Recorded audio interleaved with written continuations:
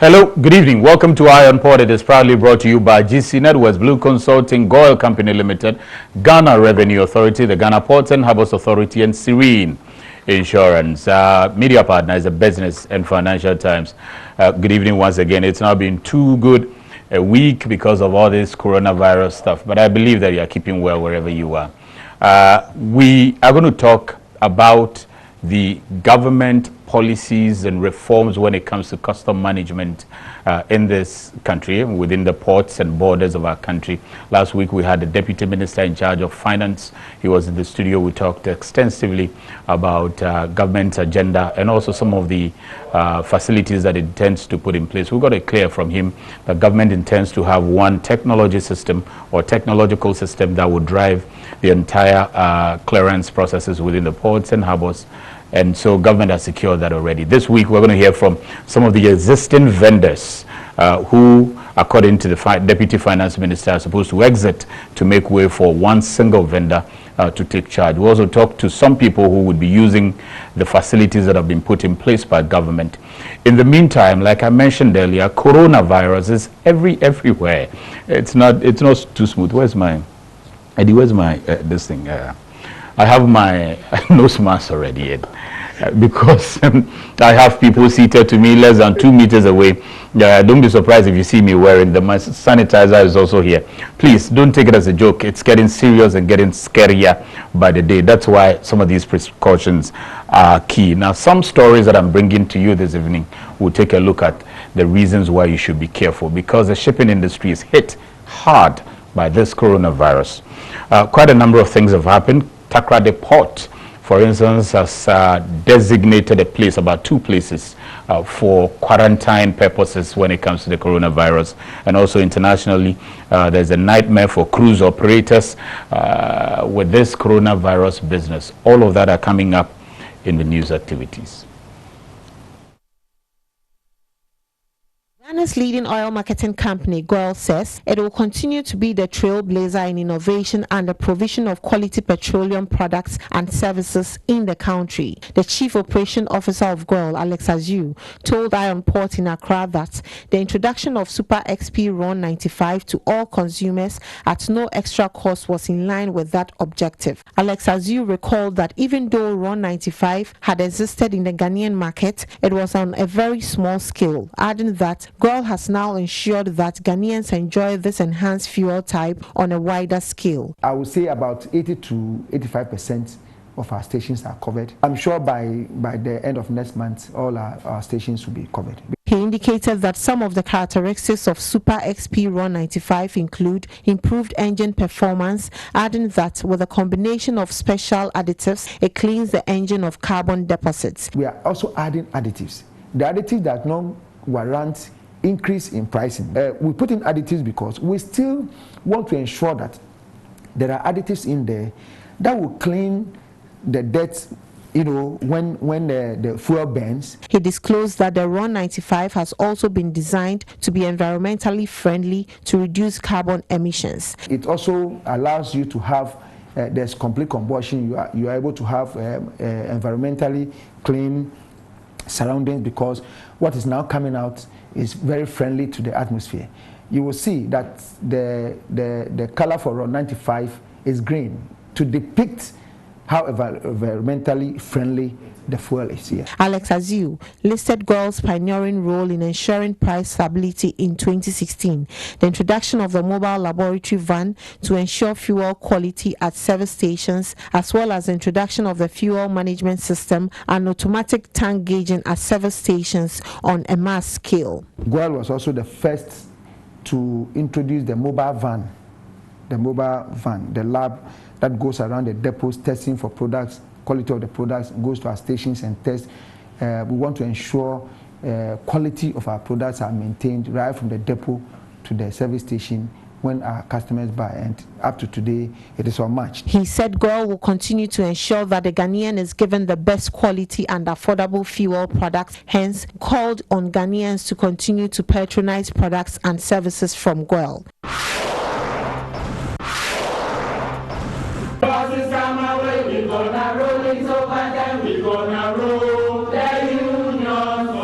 Members of the women's wing of the TEMA district of the Maritime and Dock Workers Union of the Trades Union Ghana have met to celebrate the International Women's Day to assess the general scope of gender equality in today's world, as well as deliberate on issues confronting women in the maritime industry. Abdul Rahman Beidu, chairman of the MDU, encouraged the first female director of Port of TEMA to continue to play a key role in conscientizing the organization towards increased women participation, especially in areas of leadership. Going forward, I think that there's a lot that you can do by conscientizing your head of departments and also those below them. The General Secretary of the Maritime and Dock Workers Union, Daniel Owusu-Kwanten, said women possess innate strength even superior to that of men and should be allowed more opportunities of work in the maritime industry. And we live in a world where it's not the most high percentage is not here. Women have an emotional strength and they are innocent. The director of TEMA Port, Sandro Puku, who was a guest speaker, explained the essence of gender equality for global socio-economic development. It is a precondition for meeting the challenge of reducing poverty, promoting sustainable development, and building good governance. You need women because we are nurturers, because we make about half of the population. You cannot have half of the population left behind while the other half goes ahead. She encouraged the members of the women's wing of the MDU to stay focused on their various assignments and stand their grounds at their areas of work against any form of intimidation. Because of your good work, other people, other women will also get that opportunity. So I wish you well. Solidarity forever for the union makes us strong. In a related development, the women's wing of the TAKORADI district of the Maritime and Dock Workers Union of the Trades Union Ghana has also celebrated the International Women's Day in a parade across the city of TAKORADI. The parade was to sensitize the community on gender equality in the Ghanaian society. It's a good day set aside for women to enable us get where we are and see where we can go as women, so that we can also contribute toward the development of our societies. Shelley Brimer, the district chairperson of the MDU, called for the women in the maritime industry to serve as worthy role models to encourage more women participation in the industry. Let the men begin to feel that we have an impact. Our impact is felt with the maritime industry. That is all that I want to tell the women. Do not relax, because it's a strong industry and we need to push to let other mothers feel that yes, it's time to let their children also go into the maritime industry, especially the girl child.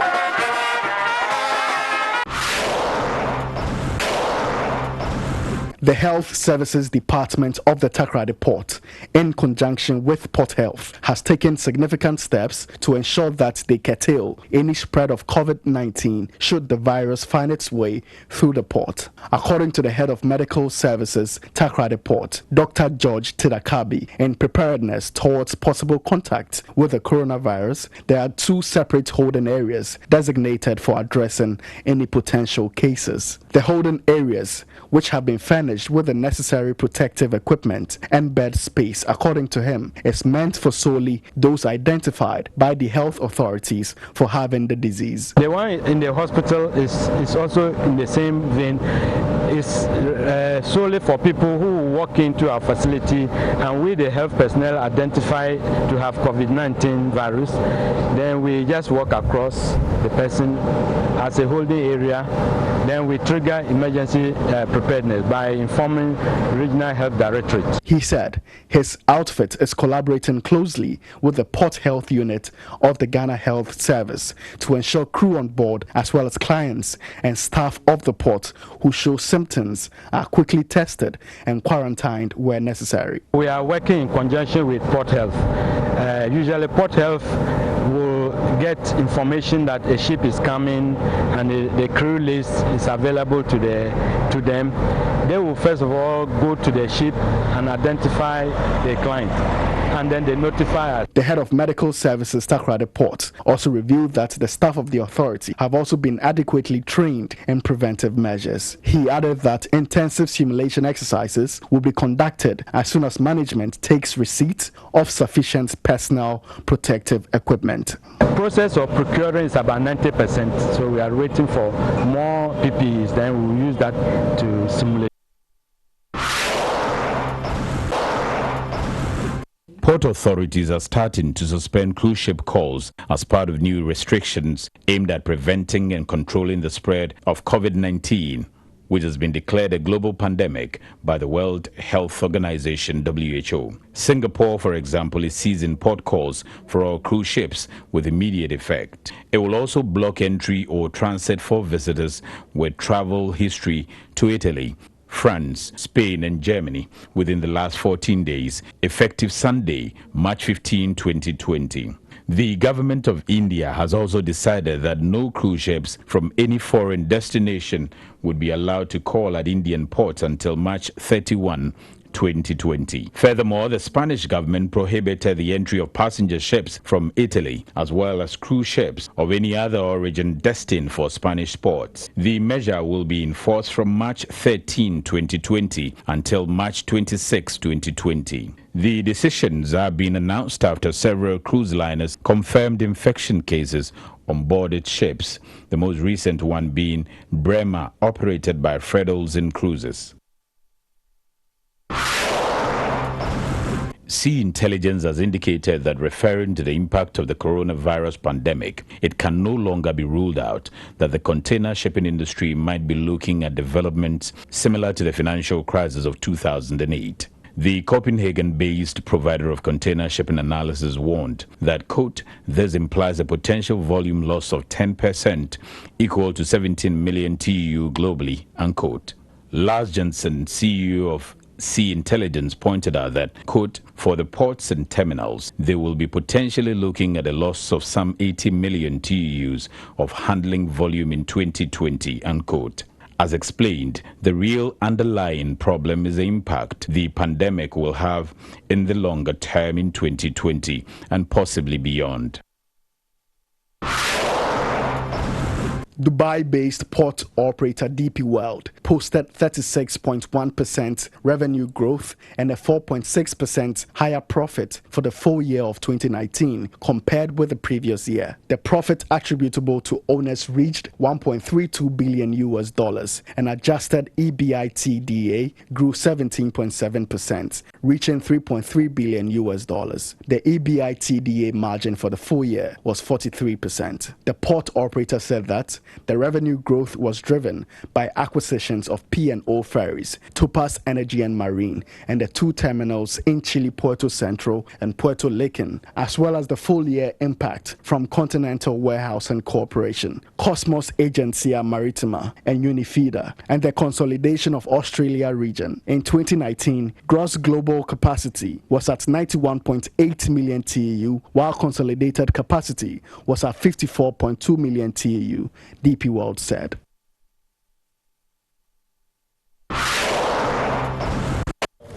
Okay, we'll return shortly after the break and then we'll continue the discussion. Stay with us.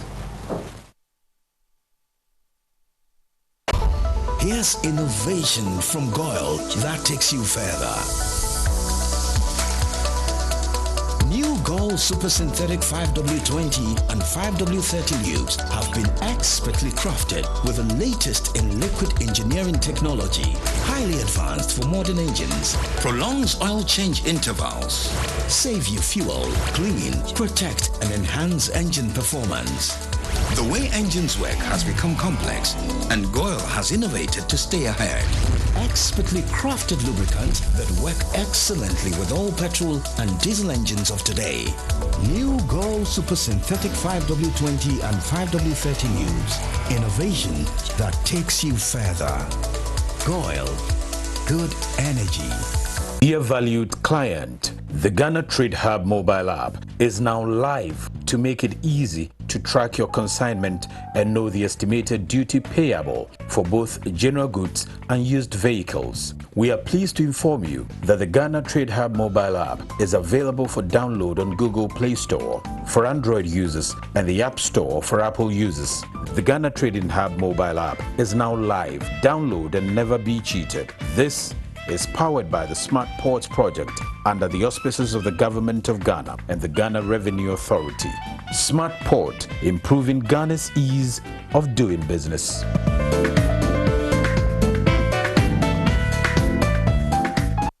Electricity, then pay your taxes.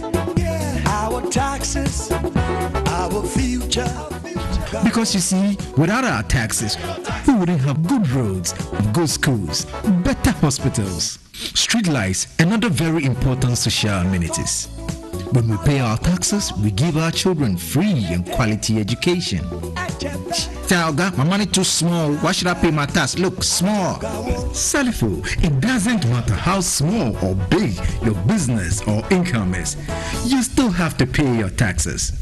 The little taxes from each and every one of us, when put together, could give your community clean water or that deprived school with tables and chairs. Please pay your taxes. It is your responsibility. It is your civic duty. It is the law. Oh, how are you? Hi Yvonne, a few words please. Everyone is talking about the fire at your production house last week. How are you holding up? Has production stalled? No, not at all. My crew and everyone on my set is perfectly fine because I insure with Serene Insurance. As a matter of fact, I've had all my equipment replaced, including the vehicles that were affected. My workers have been sorted out. Even my production downtime has been covered. So it's all good. I have a meeting to attend to, so I have to get going. Sorry about that. Which insurance company did you mention? Serene Insurance, the new face of insurance, a member of First Sky Group. Okay, so welcome back from the break in the studio. We're going to talk about the government's new customs management reforms using UNIPASS, and this time the perspective of the vendors as well as those who will be using all the facilities that the Deputy Minister for Finance, Honorable Kweku Kwarteng, talked about last week. My guest in the studio, Mr. Yauche, is the President of Association of Customs House Agents, Ghana. Achak. Sayaji, good to see you. Good to see you too.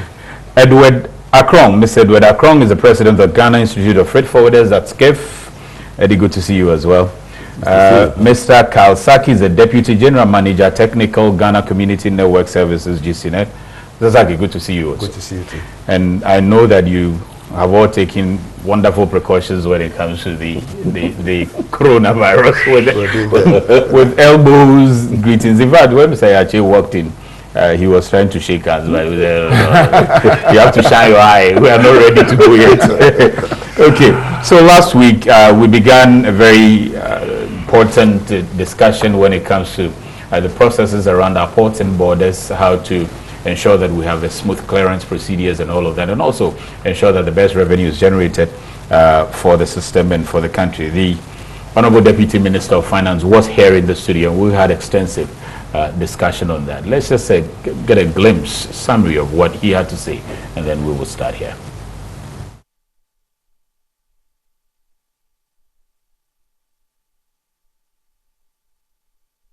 Contracted by various ministries, departments and agencies to provide services in the port clearance chain at the nation's ports and borders of entries and exits. We want to replace the multiplicity of vendors with a single vendor. A single vendor that will be responsible for what we call the end-to-end system. A Deputy Minister of Finance, Kweku Kwarteng, said government had an overall industrialization agenda for the port industry, which included 3 fundamental targets, which are automating all port clearance process, eliminating multiplicity of vendors that provide IT, capacity building and other services for MDAs, and also have the government of Ghana be able to own and control all data gathered through the port clearance processes. According to the Deputy Finance Minister, the current system of having multiple vendors providing end-to-end customs management has led to inefficiencies within the port clearance chain and subsequently reducing the expected revenue of government from the port and import trade. Now, both the GCMS and the PASS, the pre-arrival system, are owned by different people, different vendors who consider themselves, as far as I can see, competitors. And you were asking them to complement each other for the benefit of Ghana's customs regime.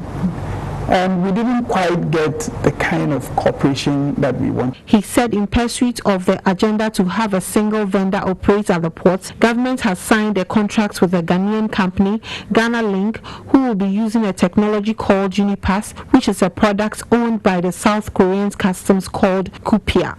According to Kweku Kwating, the coming on board of the UNIPASS technology will provide end-to-end port clearance services. I have looked at the recommendation from many experts, and I think there are even customs and technical people who have gone to actually review the system, and they recommend that it is a system that can serve our purpose. He said the contract by government with a new single vendor will allow customs to gradually take over the IT infrastructure that will be deployed by the new vendor. The decision to focus on a single vendor and to get GRA representing Ghana Customs have a direct relationship with this new vendor is the beginning of a culture of customs taking control over this. He reveals that government does not anticipate any judgment debts to be paid as current ongoing negotiations are yielding positive results so far. We don't know why people keep talking about judgment debt as though if the current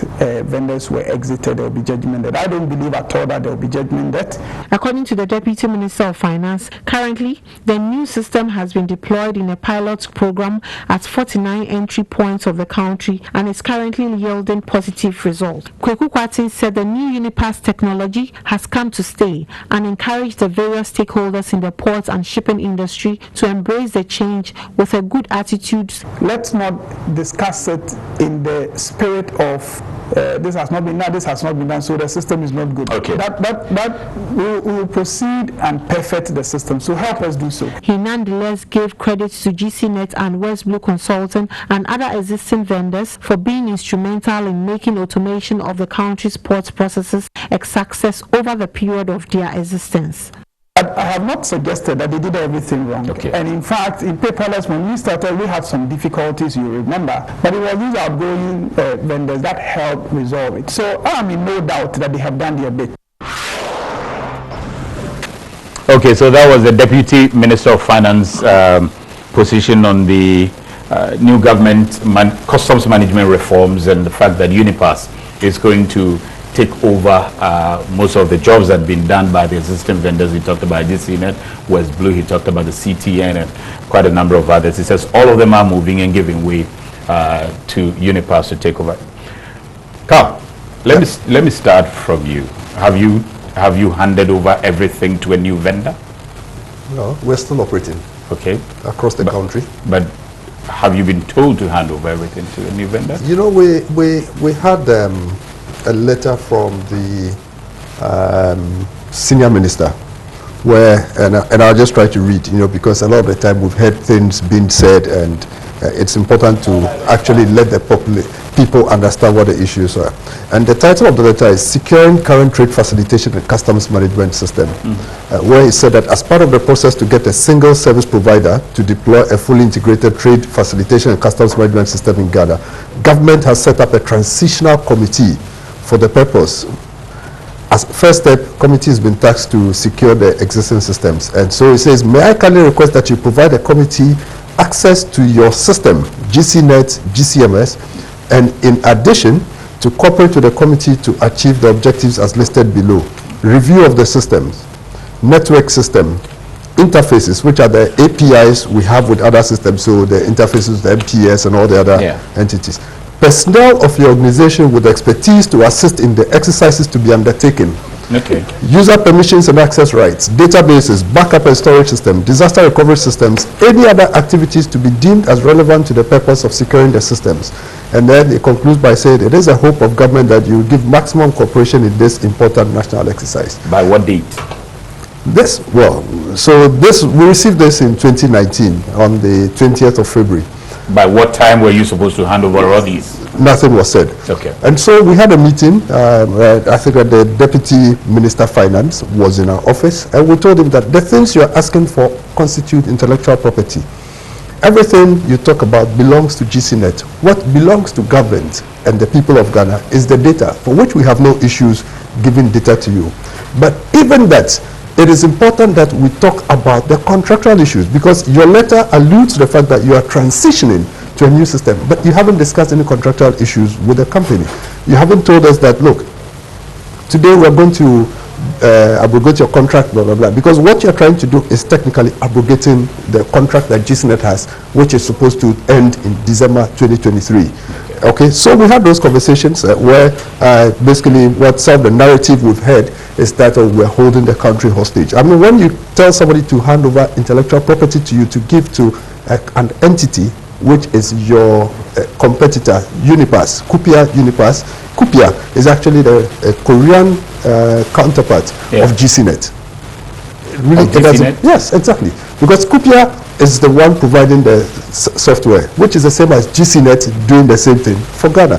And so you want GCNet to hand over stuff that constitute intellectual property to a competitor. That doesn't add up.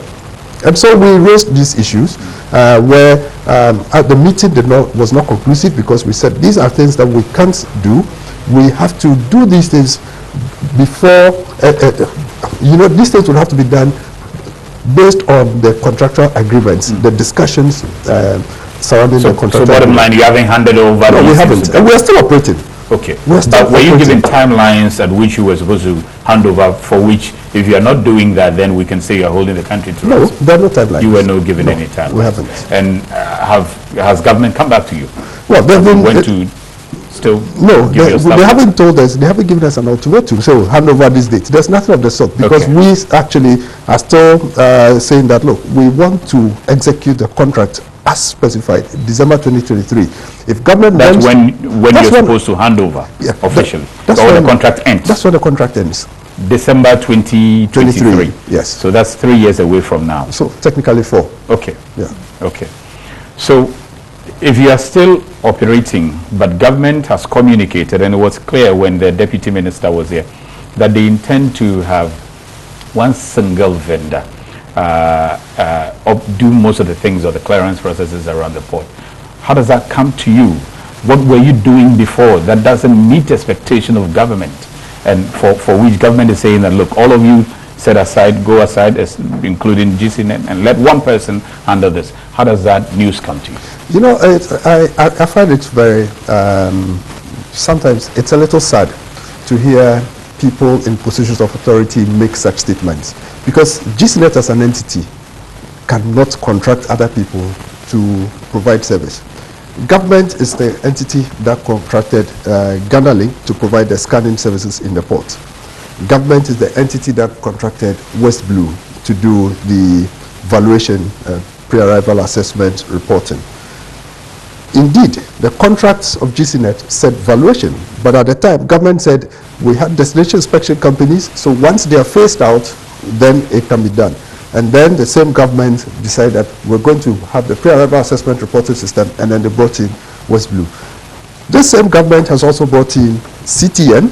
I know there was a lot of hula baloo about CTN. And so when the minister comes to complain about CTN and GCNet and West Blue and complains that there are multiplicity of vendors, the question I would like to ask is, who did that appointment? And then you also have SML, which is also a player, same finance, so CTN, SML, all companies that were contracted by government. Actually, you have to ask the Deputy Minister of Finance who contracted these people. And so on what basis is he then coming to say that you have a multiplicity of vendors?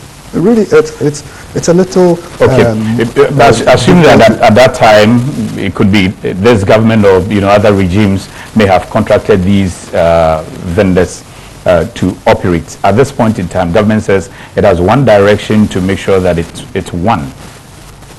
What do you make of that? You know, whatever mistake, if they consider it to be a mistake, it may have been done. Yes. But now they said we want to go towards this direction. Well, you know, the thing is, if you want to go in a particular direction, the question you should ask is, what exactly do the existing entities have in place?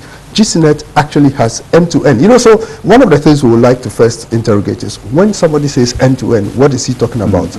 Today, if you go and buy a ticket, British Airways, you go online, or Emirates, you go online, you do your booking, and you are paying. As far as you're concerned, you are dealing with BA or Emirates, right? There's Visa at the back, there's IATA, maybe if it's to the US, there's the US Customs, which is also looking at who the passenger is. But it is just a single transaction. But for you, it's an end-to-end system. But if you look at it technically, it is multiple systems that have interfaced. Okay. And so that as analogy, or that assumption that it has to be by one vendor, like he's saying, for it to be a complete system, technically, it's... what you're saying is that it's not multiple vendors could have still provided a single end-to-end system. That's what you're applying. Because the important thing you are looking at is that you want a system that covers all transactions. And what you're looking for is the user experience. No, but so this argument of multiple vendors, that it doesn't work. But I'm thinking that could have happened well when all the vendors who are supposed to, if you put all of them together, they are able to provide one single end-to-end system when they properly coordinate. And according to the Deputy Minister, though, when he was here last week, he says the vendors, if you put them together and say coordinate effectively and have a one single flow system, they don't do it. And that you guys are at each other's neck and throat. So that is why he needs a fresh and single one. I don't remember the last time we had a chat with West Blue, because the systems are working. So maybe not necessarily. Because right now, GCNet doesn't have any interface with CTN. We don't. CTN, it's something, an entity. What about SML or Ghana? SML, we don't have any interface with them.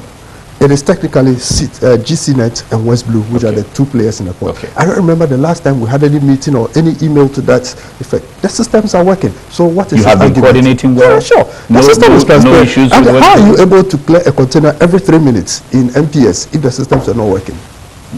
What is he talking about?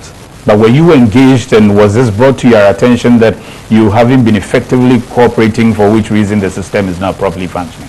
That has never come up to us.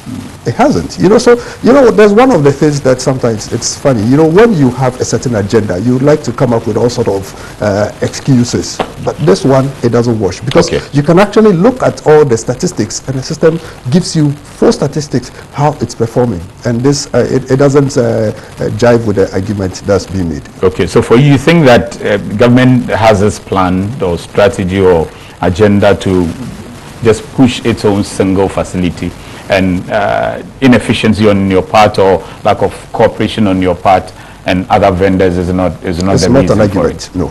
Okay. What then becomes the way forward from where you sit, because you've got a contract that has technically 4 years to expire, and you are being told to hand over to a different vendor? Well, so we've been told to hand over.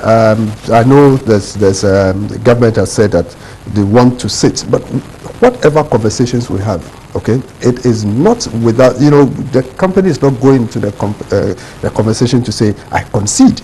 We have a contract that has to end 2023, and that every conversation we have, that's the first thing we're looking at, that we execute our contract without being impaired in any way.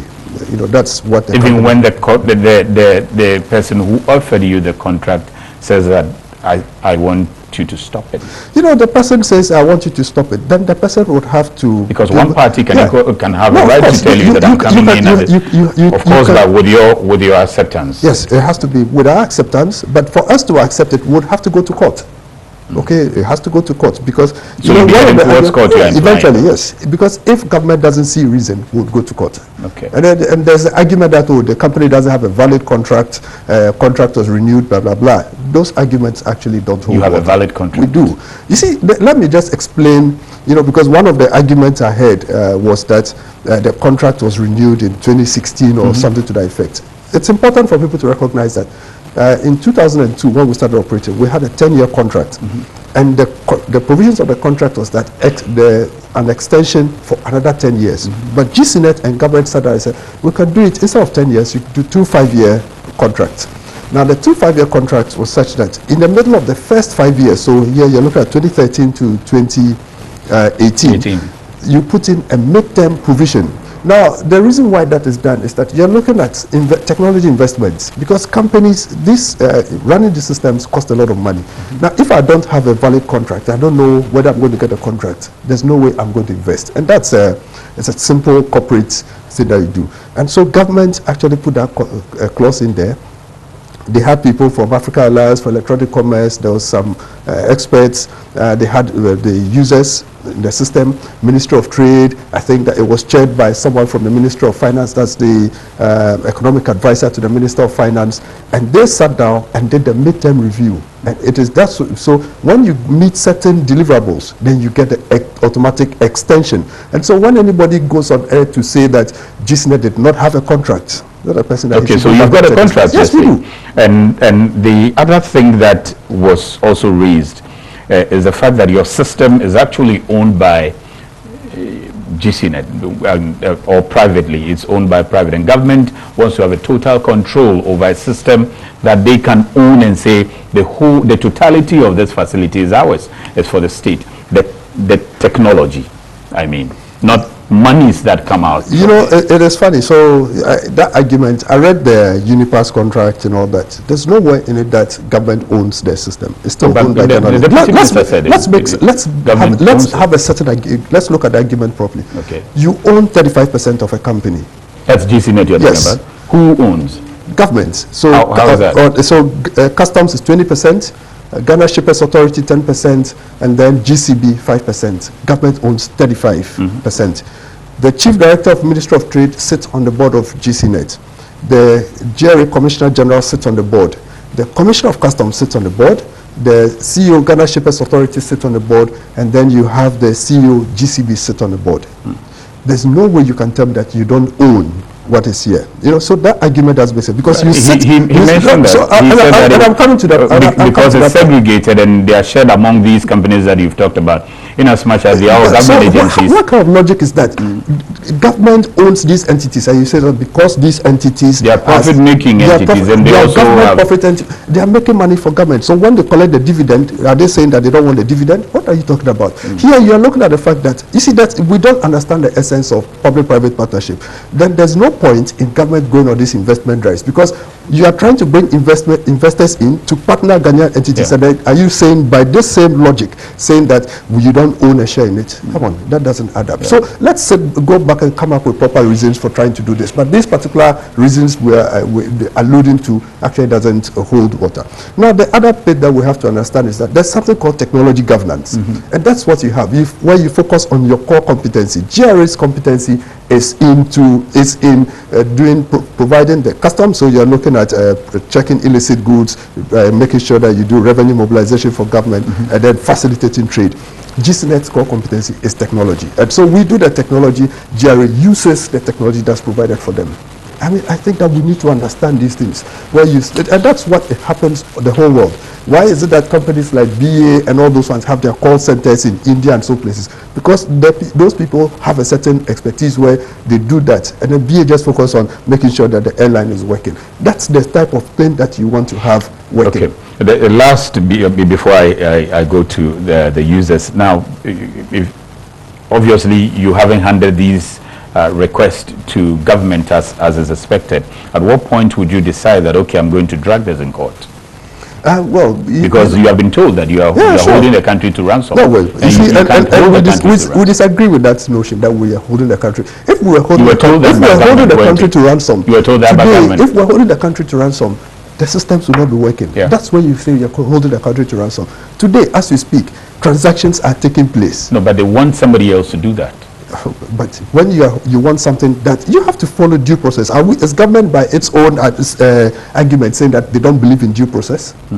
So what do you do now immediately, because you've got this we have on your table and you need to act on? Let me just tell you, we have a meeting with the senior minister this week actually, Yes, and these discussions are ongoing. We've already written to the officialdom, and we're following due process. You know, GCNet is an entity that believes in due process, and we're doing that. And that's why, to date, even with all that is going on, operations are still ongoing. You know, any other person would have taken a certain position, but nothing of the sort is happening. Today, if you ask anybody, the systems are up and running. We have people in the office doing 24-hour support, and we have our field staff all over across the country buying fuel for generators and making sure the operations continue working. Okay. Because we know that you can't do anything that jeopardizes government revenue. Okay, so the 75% minus the 35% owned by GCB, GSA, and the 35%. Yes, the 75% remaining is no, it's 65. Sorry, 65% remaining is supposed to be for foreign ownership. No, it's okay. So private entity foreign. No, EcoBank owns a part. EcoBank is 5%. You have GC. You have SGS. But then you see, even that, with all that, the SGS came up and said that, look, based on government's own issues, we are ready to offer the 30%. So they own 30%, or they own the majority, 52%. 52%. And they have put that offer on the table. That's a 30% offer to government. So then government would then eventually have like 75%. Yeah. Because 35 plus the 50, 85. Yeah, but you see, the thing is, if government owns 35%, we want to have a proper. We want people to be educated on many things. If government owns 35%, just like Kupia is privately owned with the Korean government owning a part. That's why they can build go for World Bank contract and so forth. When the government owns it, anyway, government can buy it and decide to give to another entity. But a government entity cannot bid for some of these World Bank contracts. And so these are things that are conversations that I'm sure government will look at in due course. Okay, so I've let you a long space of time to give us a lot of background from the vendors side, now the users. And the reason I did that you set the platform for us to understand what's going on and find out from the users, and maybe starting with you, Mr. Yauchi, the government position that all this while we have seen multiple vendors who operate within the port, and to government it hasn't helped when it comes to the clearance procedures within the port. It hasn't also helped when it comes to generating revenue, because he hasn't seen the vendors cooperating effectively and also government getting the due that should come to it. These developments, and I'm sure you have seen when the DIC is brought in, a lot of companies, vendors have come and gone. And where we are now, government says it's about time. Just one vendor, do everything. What do you make of all that? Thank you very much. We, as users, we really don't feel it so much that we have multiplicity of vendors operating behind the scenes. But I must also confess that once in a while we feel it. Okay. For example, as of now, we have the West Blue, we have DCNet, we have the scanning services also being offered by another company, or SML, and we have the GCNet and the CTN. Yeah, CTN. And I'm sure most freight forwarders will be too excited to know that out of the lot, CTN is getting out of the system. I see why. Yes. You guys didn't want it. No. We knew very well. You see, when they bring such a case, that is why they are using one vendor. It excites us. Okay. It makes a very good case for it. Okay. But as to the other services being rendered by GCNet and West Blue, we don't feel them too much. Even though physically at times we know that PASS is quite different from what GCNet also offers. But as to the efficiency, the implementation of these systems, we don't feel it too much. No, but at the same time, we are also excited that one vendor is going to offer all these services end to end. Okay. Yes. So you are excited that one vendor offers the system from end to end. Yeah. But then you're also excited that one particular vendor, in this case CTN, is getting out of the scene. Yeah. Now, you are then also saying that if you take West Blue and GCNet, for instance, you don't feel too much the lack of cooperation. In terms of efficiency, in terms of lack of cooperation, yes. But of course, we feel that GCNet offer these services. West Blue also offer these services in terms of processes. Separate. But in terms of efficiency, we don't feel it too much. That's what I mean. The fact that the services are being offered by separate entities, and you acknowledge that sometimes you feel the discomfort, yes, or maybe some malfunction here and there. Yes. Would that not justify government's position in saying that, okay, then let's one do it? Well, that's what I'm saying. We are excited about that. So you're excited yes, that one, if it's one vendor, yeah, we don't know whoever comes in, but we believe that if it's one vendor offering these services, we are. Okay. It makes our work better and understanding better the process, who to contact from point to time. For example, if you start a system from A to Z, at a point you need to contact GCNet when an issue comes up. At a point you need to contact West Blue, and at a point you have to go to CTN, and at a point you have to go to Gather Link for scanning service and all that. Now, if government is saying that amongst all these, let's have one vendor to offer all these services, we are. Okay. But do you think also that maybe the decision way back then to have some of these multiple vendors to operate were not because they don't just want one to carry too much load? Do you think that one vendor will be able to carry that kind of load end to end within the port without the problems that probably we have been seeing before or currently seeing? Oh, we think it's possible. GCNet started this process, and all the others apparently from time to time they were adapts. We don't see how we can't operate without CTN. We don't see why a particular company can't even absorb the services of West Blue. But we have the scanning services. We have 6 DICs working with GCNet and working with customs back at the time before West Blue came in. Yeah. So that, to a lot of people, was even a shrink from 6 DICs coming all the way down to just one West Blue. Yes. And to some people also got excited at that time that West Blue at least had taken some 5 off. So today, do you think that if these others are also giving way for one, it's in order? We think it's in order. We think it's in order. Yes. And it wouldn't be overburdening some for it depends on the efficiency of the company coming in. Okay. That's why at times we are also a bit more historical, not knowing who is coming in. Whoever comes in and is able to offer services, I must say that GCNet, for example, we've never had problems with them. Okay. They've offered services that we have very little to worry about. Okay. Now, assuming whoever comes in is either the same or even better than GCNet, why not? Okay. So let me find out. Now you don't know the one that is coming, and so that's where some bit of this discomfort, uncertainties will come from. Yeah. Could the system, and you have mentioned that, could the system have been run by one existing vendor that has been around all this while, or these vendors who already have been operating and you know their capacity and all of that?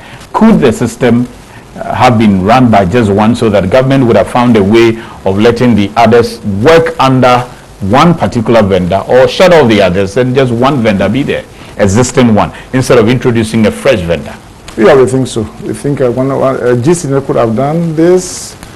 Depending on after working with them for a very, we've worked with them the longest out of the 6 or so vendors that we know how they introduced the system from Asikuda to the new system, the way they trained, the way they organized the whole system, and as at now, their call customer service, they're quite efficient. But as to, we don't have the powers even to appoint who should continue.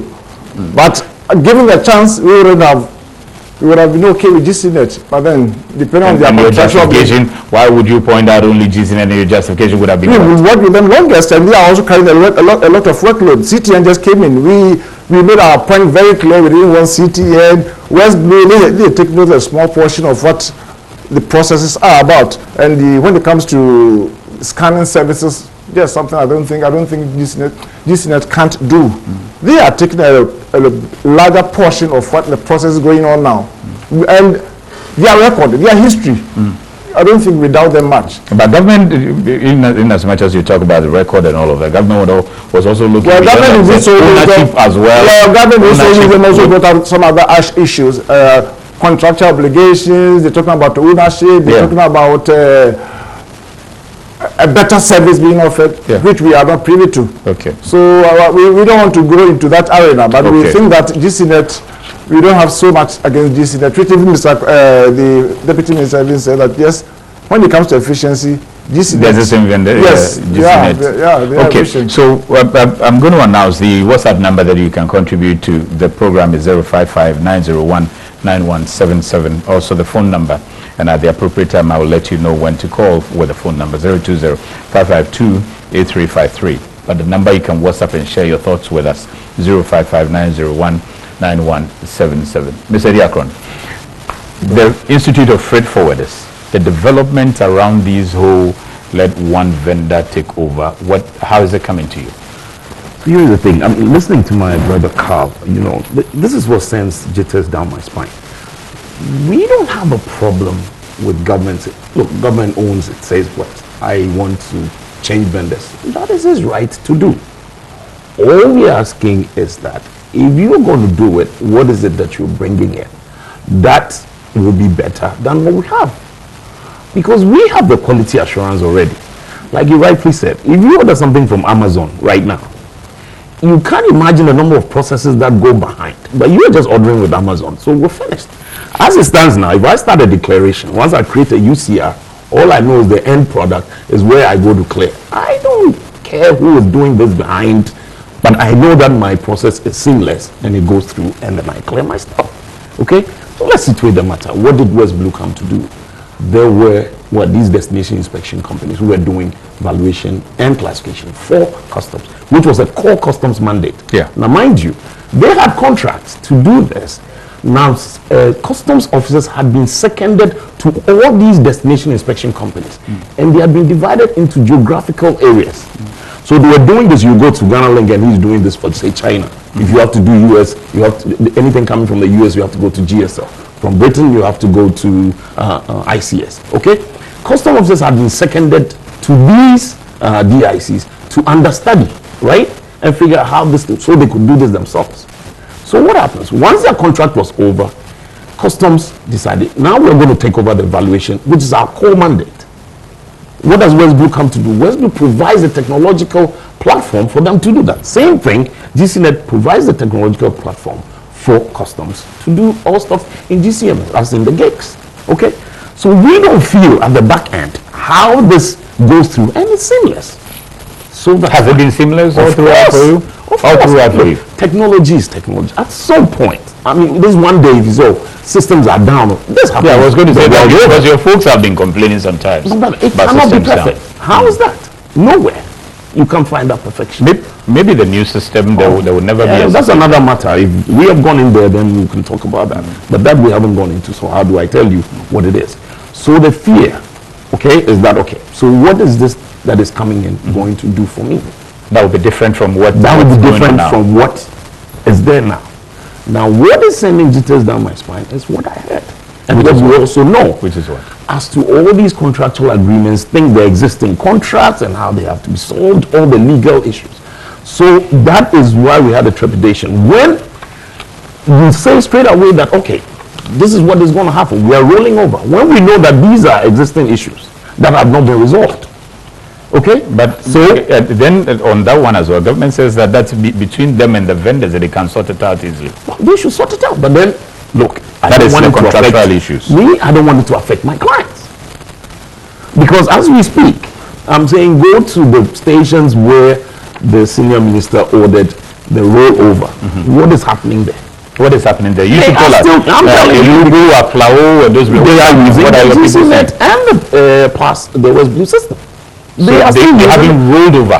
Why are you going to roll over to? I told you, my brother, I told you about the situation in Lubo.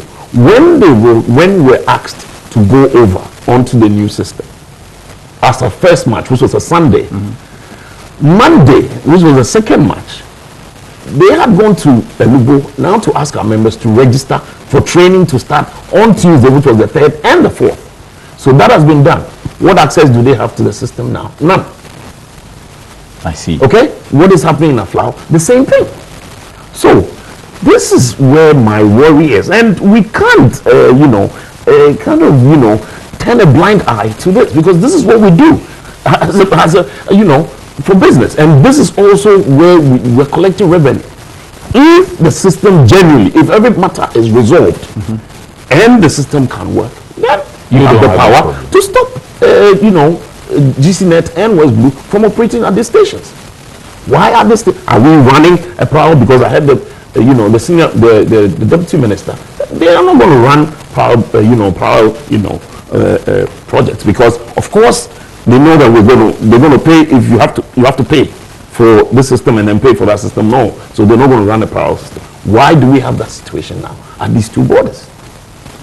Okay, so let me find out if they had prepared the system in such a way that UNIPASS is all ready and well to absorb the system without GCNet and West Blue or the other vendors. Yes. And immediately they say rollover. Yes. UNIPASS technology can boom, take over and do all of that. You wouldn't have had the problem. Oh, Sammy, listen.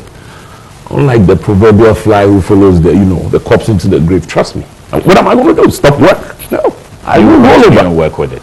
What is it? Give me what you intend for me to work with. Then I will work. But at the moment, your concern is the fact that, look, the UNIPASS technology that they want to take over is not as functional as can help you do your work, yet you have been told to move onto that platform. Exactly my point. Last week, we got a message from Ohene when the deputy minister is here, Mr. Ohene from Customs, yes, and Mr. Matekujo, that says that so far, ICUMS, I'm not sure what that is. Integrated Customs Management System. Okay, that's what he meant. Okay, has been deployed in Aflao, Buglo, Akanu, Paga, Kulungugu, Gonokrom, Kofi Bedukrom, Elubu, to handle temporary vehicle importations, headloads and exports. This has been part of the deployment plan to introduce ICUMS firstly at the frontier stations. This is not satisfactory to your people? Brother, I said, just go and check how many declarations have gone through the systems there at Elubu, whether GCNet and the West Blue systems are still working at the stations, and then let them give us the figures. Okay? So far, trust you, so far I have seen one declaration from a flower. One. And when was this? This I think this came up to, I just saw this evening. One. In fact, I think he had done the application last Saturday. Okay? Let's set that aside. Go to Elubu, whatever. I have seen, some declarations that have come. I've looked at them. I have some issues with it. It's not what I want to come and discuss here. Okay? Brother, the thing is that, how are we going to do this? We have our own worries, so we are basically being gone round. And I heard that, the deputy minister say here that this is going to happen in a matter of weeks and not months. Okay? Look, I have always said, let us tarry a while. Once you resolve all these issues, we have tried very much so to stay away from the contractual matters. But you see, it does not enrich the discourse if you just keep saying, oh, no, I don't want to touch it. Because they think, we have also seen it. Yeah. So if I see and read and hear my brother Carl now, what he's saying, then I know we have issues. We don't want to disturb the space. I think President Kufo, made a very loud statement. It's what Sikamperov, right? It doesn't like noise. So, look, let us get everything right. If all these contractual issues are resolved, because we can. What problem do you have with the contract? I have look at the conditions precedent. What part of the contract do you have a problem with? The government says that they are owning conditions precedent. I think that you can. Okay, so this is therefore we said. Now the amount of money that's going to be paid. No, it's not there. I wanted the fee equivalent. Okay, so what parts do you have a problem with? As to that GCNet, the existing vendors should hand over all their facilities and whatnot to the condition precedent for this company that is going to run, UNIPASS, to have these things before they can. I mean, I think that's what it is. So if they don't have a problem with that. If they don't have it, what happens? Because Carl here is telling me from GCNet they have not handed that over. How is this company going to operate? Okay, so to you, it appears to you that UNIPASS is rather going to ride at the back of the systems of GCNet, and until they get these stuff from GCNet as has been requested, they can't operate efficiently. Don't take that from me. That is the condition precedent.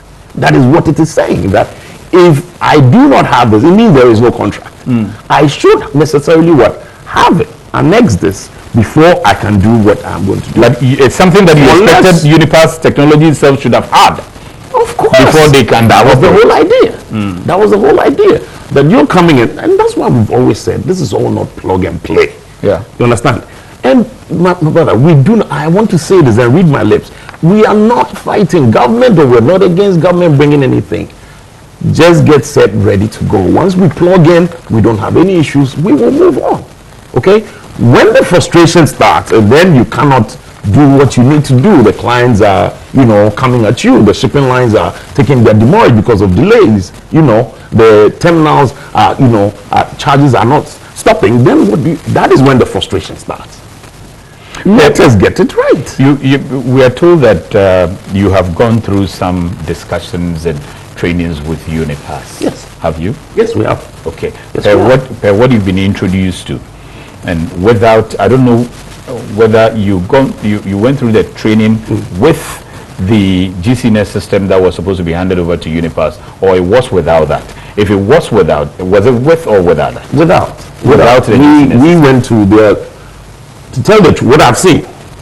Basically, I'm really trying to see. I'm coming to that. That was it with or without the GCNet facilities? It was without the GCNet facility. We went into a classroom. And okay, so you went into a classroom and you were briefed about the system that you are supposed to use as a user for clearance purposes within the port and borders. Yes. So how satisfied were you? Of course, listen. I've always said this. Customs has several regimes. Okay. If you're training, which sets me, I have to go a little back. I have to go. Feel free. Look. I've always talked about the quality assurance. We've been there before. We've been there, done that. How we were rolled on when the GCNet system came in. Trust me, it was the first time I had any interaction with computers. Okay, so I went into the first computer class in 2002, and then in 2003 they started, and I've never looked back. Okay, so we were rolled on, properly trained in class. When the roll-on had to start, they came to our offices, sat in offices for 3 days, making sure you are comfortable before you were rolled on. Then they moved to the next 10. Once they moved you on, you couldn't go back.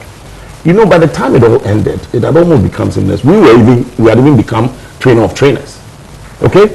Same thing with West Blue. They come in with the, buy, ship, sell model. And then the roadshow was on. You can't even tell how we easily migrated onto the system. It was so smooth, okay? So I'm saying, we have the quality assurance. We've been there, done that. So now when you come in, that is why when we start and we're getting all these letters, go for training, I'm saying, look, off the top of my hands, I can count about 4 or 5 companies in my association who employ more than 200 staff. If you come to me, if you write a letter to the president of GIVO, let your people come for training. How many people are walking into the training? So we actually said, no. If we had any bad intention, we wrote to the Commissioner of Customs as Committee of Freight Forwarder Associations that, listen, we didn't like the way the training was going. There was nothing targeted about it. So we didn't think it was going to get the effect that it was supposed to get. So please come sit with us so that we can talk about these things, how we should manage this training and all that. Now, if we had any bad intention, we wouldn't do that, would we? So we did. We sat down. The commissioner did not show up, but then the Deputy Minister of Finance showed up. We sat there and told him what our problems were. Even he tried to say, okay, so I can resolve this, we're going to resolve this way. Let's do some targeted training. Okay, like you've said, we said, okay. Next day, we had some executive training, which we have walked into. Like I said, I've been there, I did this, and if I saw anything different, nothing. I didn't see anything different. Anything different from what? From what we're doing now. So you mean that you were walked through the same processes that exist with the current vendors? So there's nothing different. But this is the other thing, which we also stress, that the customs regimes is not just one. You don't just do import. You are doing import, you are doing transit, you are doing export, you are doing temporary importation. Okay? If you do not go through all these processes to identify the issues therein, then we're going to have problems when we really start. Because we really have to map the processes. So you wanted a sort of a pilot process? Not a pilot. Let's go through the whole thing and then point out the issues there. Because even with what we did, we found issues. You wanted a lot more practical than just sit in a classroom. Let us go through the regimes as they are. Don't just do. Import is not the only thing we do. Yeah. So let's go through the system. Were you not taking through export and other? No, I said we just did import. Import. Okay. And that would be a request for other regimes to be. Of course, we did. And then the regimes are saying that, oh, okay, they can send us videos, and if you think that is enough, that's fine. You let it. So you were not satisfied basically with the. We weren't. Okay. We weren't. And I'll tell you one thing, because there at that meeting we requested that, look, okay, do some targeted training. Okay, at least pick a data entry clerk and one mid-level manager from the companies that we have, so we can do some, that will be targeted training. Then we'll have some comfort. We got a letter saying that, okay, in view of what we had said, we should, filing for the training to be done. I am telling you that the URL, the website that was provided in that letter, till this day does not exist. So we couldn't even register. So that is where... And this is a system you're supposed to use. Exactly. You see, that is my worry. I am saying we don't have anything against you bringing a new vendor. But let us do it right. Okay. Because then we will have no basis to start. Where do I start from? So once you hit a lubo and a flower, say, hey, we got trouble. Okay? Try to do piloting in TAKORADI, nothing. Because this is a system to you don't know much about it. No. You haven't been taken through it thoroughly. Do you feel the same way, Mr. Actually, because you're also a user? Partially, yes, I feel the same way, but we need also to be very fair to the government. Okay. It's not, the start has not been too good. The start of what? The start of the new program, the UNIPASS program, has not been too good, but then efforts have really been made to... What efforts is that? Training programs. Okay. You see, the style of introduction, I remember DESIGNATES when they came on board, they started with the small company, the small numbers of companies. For example, company A hooked on, then they do the pilot systems and all that. Maybe in TEMA, TAKORADI, Accra, and other places. That was a style that they adopted that suited them suited us very well. So it was quite user-friendly. Yes, quite user-friendly. I remember some of them were even coming to our offices virtually the whole day, 8 hours, be with us and taking us through. Now, the system that they are using now, they also think that the UNIPASS system, they think that let us start from the less workloaded places before we come to Accra, TEMA, TAKORADI, Lubo, and I have a list of entry points that they have started from. And is it functioning well? To them, yeah, it's functioning well. I've asked them. No, to them, but to you are a user. No, we haven't had the practical experience of it now. Okay. We're going through well, those places aren't your people there? There's going through. So the freight forwarders who are the places where you have been told, the smaller places. Well, it's about 49 of them, which we haven't even targeted all of them. But then some of them, they've successfully gone through, and they are doing well. Okay, and your people confirm this? Yeah, they confirm the freight forwarders? Yes. Okay. Yes. But as he is just saying, most of them, the regimes are quite loaded in Accra, TEMA, TAKORADI, Lubo, and Aplao. Okay. Because they haven't targeted, they haven't come here yet. But at the same time, the training they have taken us through, they haven't taken us through all the regimes. But then they've also again sent us some video clips, giving us the access to go through all the video clips enough, because these it's not enough. No, it's not enough. But it is a beginning. It was even when we prompted them, we told them that things were not as going on the way we wanted. So I'm saying at times they also listen to us. They come up and they respond to our complaints. For example, maybe the Deputy Minister for Economic Planning drives all the way to TEMA just to come and meet us and to take us to respond to some of our grievances. You see that as a commitment? It's a commitment. And further to, they even invited some of the executive members to Ghana Link for a training session for the executives of the various associations. It was a commitment. Okay. They are not doing too well. They are not doing too good. They could have done better. For example, they started this since last year, January 2019, yes. And they keep on postponing. The uncertainty surrounding the introduction of the UNIPASS is something that the government should also look at. Okay. Yes. It's the uncertainties. They keep on postponing. We don't know what's happening. Now, even just about a week or two, the senior minister came out and said that we have to run a parallel system.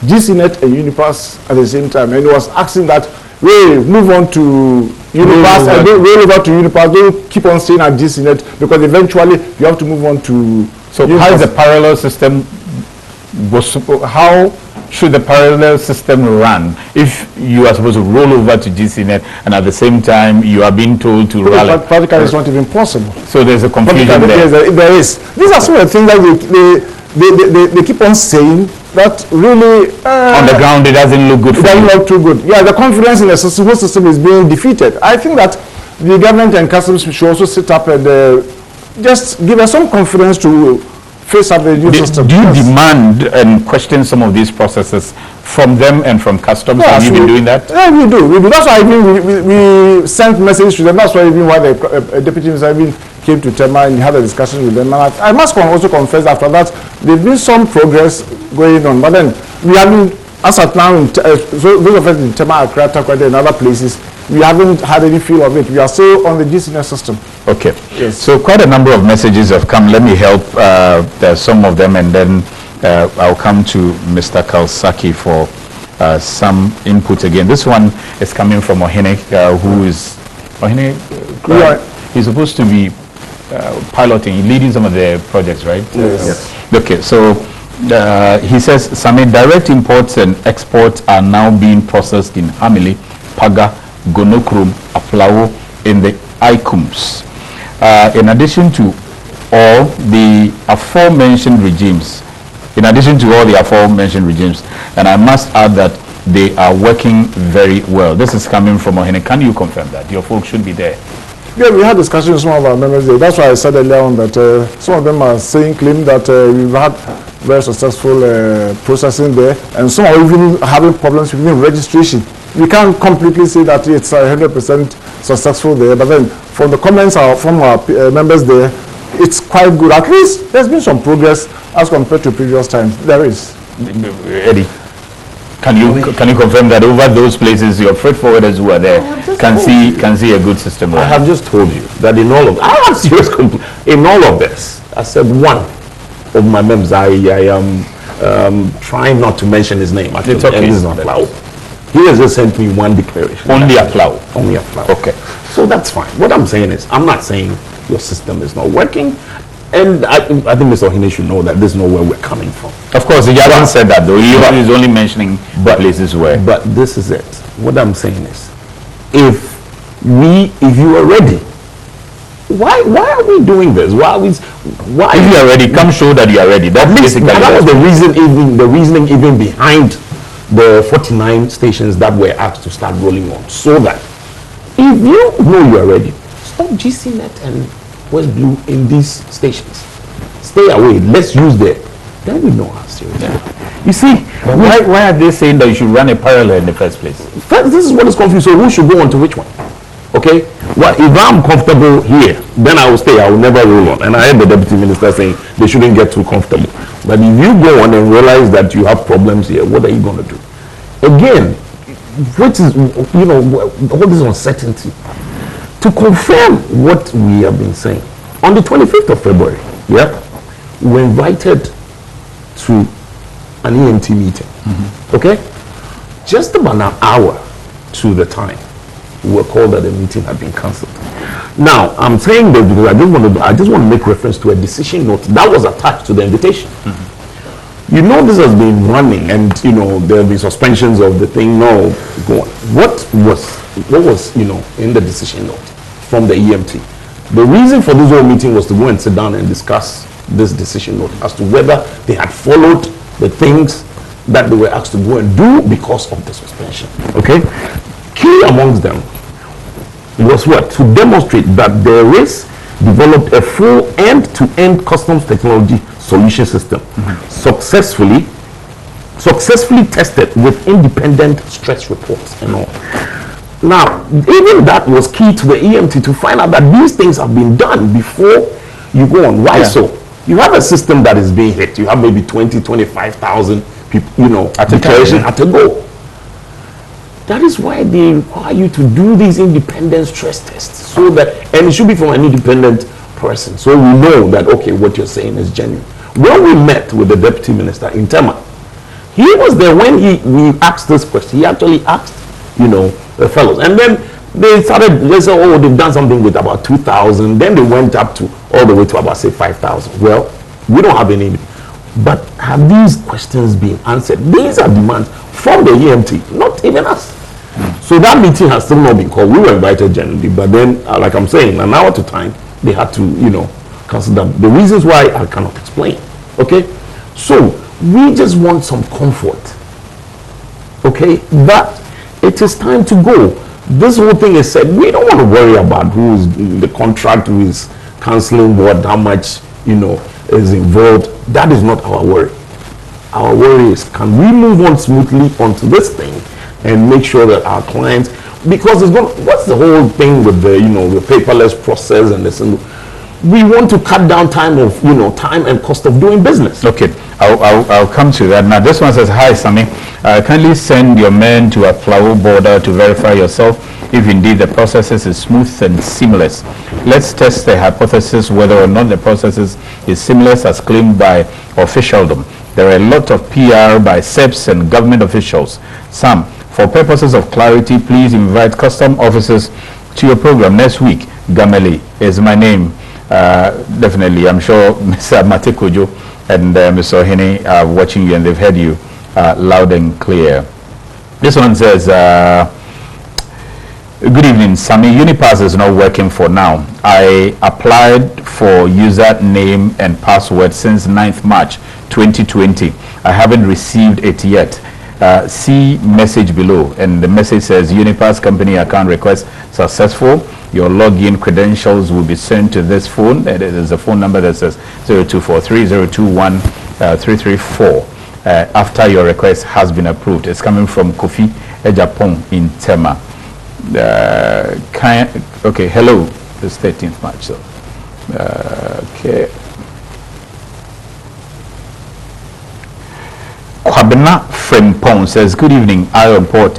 In fact, as this pandemic, into bracket, coronavirus is gaining grounds in our country, I anticipate comprehensive use of paperless system because customs and some institutions and agencies will be working from home. My question is, can GCNet confirm with the current system all transactions can be done online or paperless without any human intervention? Kwabena Frempong, he thinks of the coronavirus and how paperless can make it happen effectively. Carl, maybe at the appropriate time you would respond to that. UNIPASS is not ready to take over GCNet. They should be kicked out of the system. We cannot prepare our entries today and receive it in a week time. Please, Prosper from Aflawo. So far as GCNet is in the system, we will continue to use it at Aflawo. Hello, Sam. Looks like the freight forwarders are very comfortable with GCNet. If any issues and improvements required, why didn't the government engage existing providers if intentions were genuine? From training so far, I don't see UNIPASS as a superior system. It's coming from one Kwame. So I would love to find out whether the system that you have seen so far, maybe Eddie and Yao, if it's superior than what is in existence already. Okay, so hi, kindly help me with a link to watch the program on Iron Port. I am currently driving and I can't see it. I want to watch it on Metro. So that's a request. My techies, Frank Gomele is your master. That's your job. Get it done quickly for him. You can come for the phone and get it. Joseph, kindly get it done and let him have it quickly. So, Mr. Ajay, yes. The system, as your people are reporting to you that it's working at some places, is it any different? Well, I must also confess again that we haven't had a full practical usage of the system now. Okay. On paper, what they have told us, the training that they have taken us through, is quite a system that I think that will be at least better than the existing system. For example, compliance is coming off the system. Okay. CTN is coming off the system. Okay. CCVR will be also off the system. Okay. And we can put in the BAE even far ahead of time. And if there are any issues, you can correct them even before the vessel arrives. Okay. So you said compliance, CTN, and what? And compliance, CTN, and CCVR. CCVR is also going off. Going off. These are the proposals. Should the system work fully? Yes. Okay. So we are excited about that. Okay, you like that? Oh, we like all that. these systems will go. Yes, definitely. All these systems, compliance. We've been talking about this 3-4 years ago when the vice president also met us and we discussed about it. We even promised that compliance will get out of the system. Okay. And we are. So you want these 3 to go? Yes. But currently they are in existence. Yeah, currently they are in existence. Yeah, they are in existence.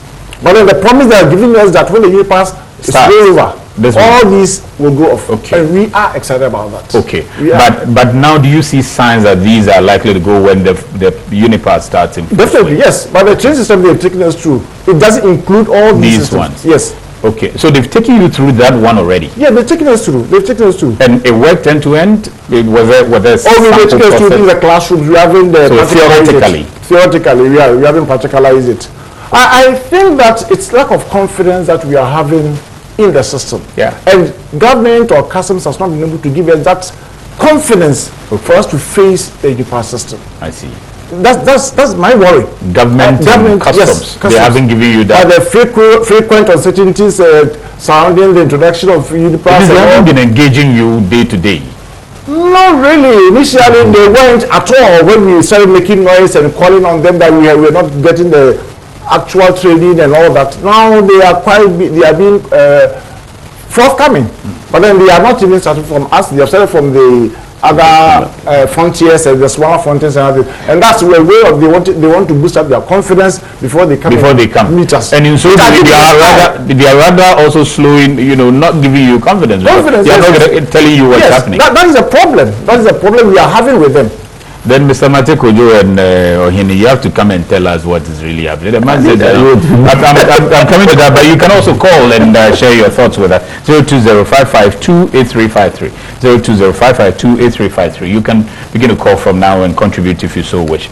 Eddie, so he's saying that compliance, CT and CCVR is supposed to go. That's a promise. Beautiful. That's what they said they could. But let me tell you something. You see, you could always cut the nose just to spite. Just to spite the face. Listen.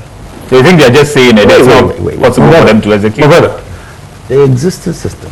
Go and pick the blueprint that the vice president, and you got to love this man. I mean, you want to hug him and kiss him. The vice president, this man's a genius. Listen, if you look at the blueprint for the paperless system, compliance is no. It eliminated all these. Compliance. Look, if you take the word compliance, you could take it as a verb or as a noun. The verb, as a doing, So then now, the name compliance is a particular department in customs that does that. I thought they had been moved from the physical grounds, but they're still there. Moved to headquarters. They're still there. This is compliance. Why do we have to do it? The reasons were given. So in the blueprint for the paperless system, compliance was not supposed to be there. Okay? So why is it there? You ask them so that if the vice president, if the blueprint was followed, it doesn't. Who didn't follow it? Is it the systems vendors or there's a lead agency? Customs is a lead agency. So okay, I'll come to Carl. So then please, not like I want to digress a bit. Look, the vice president talked about a 4-hour clearing window. Believe me, this thing is so possible. It's not funny. I see. Is it? And it's just yes. It's the human intervention which is creating all this.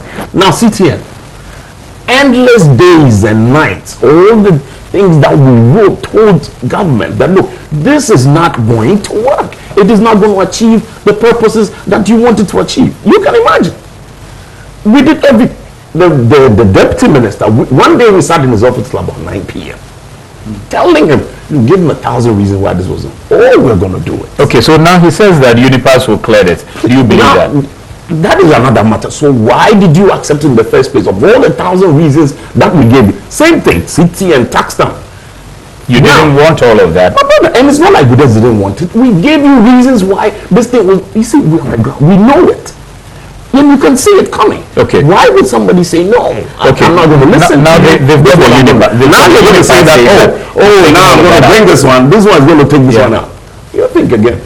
You think it won't happen? Listen, if it happens or it doesn't. Because the will is not there. What I'm saying is that the sweetness of the pudding is in the eat. Okay. Once this starts, then we will know. Okay. There's another myth we need. I will find out from Cardo on why we even still, and you a vendor carrying the the responsibility of what the vice president had wanted into practice and see to it that it works and all of that as part of it. And we remember in May when the blueprint came out, we remember that compliance was to be out of it.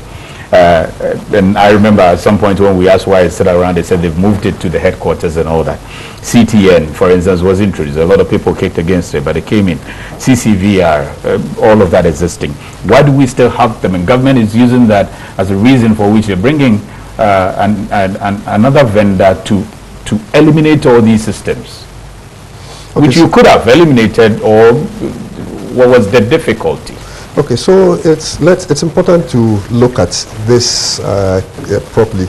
If you take compliance, for instance, compliance is a process that was either a department or process. It was moved to the customs head office, where basically they were just supposed to review, particularly for certain type of transactions, have some reviews, and then whatever it was. Technically, it is not an issue. It's the implementation depends on the user. GRA, GCNet on its own cannot do something for GRA that GRA does not authorize it to do. Okay? And so I remember when this compliance issue as part of the blueprint, the paperless thing came, and customs said that they will move it to the customs head office. I remember the freight forwarders raised a lot of issues. Indeed, we were on platforms with them, and they complained about it. We tried to make the system, because you have to take instructions from the contracting party. This was GRA. We said, this is how we are going to interpret the directive from the vice president. And technically, you configure the system to suit that purpose. Another thing that we have to look at is that the paperless started from certain ports. So it started with TEMA and then TAKORADI. It hadn't gone to other places. And so for those ones, you have let it there. You see, you need to look at it from the center. The system on its own, right from the one, has been paperless. The system on its own supports all the paperless stuff. So if you talk to GIF, and I'm sure Mr. Yauche would confirm, that right from the one, you were still submitting your papers, your document. We'll ask you to scan your document and then send. Okay, so clearly the system had already taken into cognizance the need that you wanted to move into paperless. What we didn't have, and that's what the vice president brought, was that ownership, someone to champion and say, look, we need to move beyond the, we need to change the way people do business. So he forced a change in GRA. The compliance thing, for instance, the vice president started it. Someone in GRA was supposed to own it. Now, if the person does not drive it the way the vice president did, it is not the fault of the vendors. Because we had meetings with issues were brought up, and yeah. But did the vendors, did your outfit also push for this? Yeah, you push, and the GRA people were slow. No, but you do things up to a certain point. You do. Let me ask, why this parallel thing? What agreement have you come with government or UNIPASS to run a parallel system? What does that mean? GCNet has not had any engagement with UNIPASS before. Oh, but you are running parallel, so you are not talking to... How are we talking to? I don't know UNIPASS. GCNet doesn't know UNIPASS. Government actually hasn't been told us that they are doing parallel. No, but he just said. They just said that you are supposed to run parallel. So if you are running let's get it clear. Government can send communication to them. Yes, without you. Told GCNet that we are doing parallel. Please. But is that a cool move for you? Because I mean, your system is supposed to be used by somebody, and you don't know about it. If you tell me that my system is not being used by, if they are saying that somebody is using it, if you feel that you don't want to use this, you can do it over there. You need to know that that is what is happening. Listen, I was looking at some numbers just today. We looked at 2013, as at yesterday, ending the 13th, so this is Friday, transactions that were going through. So Elubo, March, we had 549, 549 declarations. Hamile, we had 358. Godokrom, we had 12. So and I did comparison. This is all GCNet platform. GCNet. It's still ongoing. So you see, and that's where we have a problem. Ordinarily, what would have been the numbers? Lubo 549, for instance. Lubo 549, you probably would have had 784. But okay, so probably about 200 would have gone to the other you see, no, that's not. No, that's not true, please. Because I looked at it generally, the trend volumes have reduced because the same time in I've looked at the where's it, February is 1,872. We've seen some drop in the volumes generally when I compare month on month. And it can't be attributed to the fact that UNIPASS is a parallel system.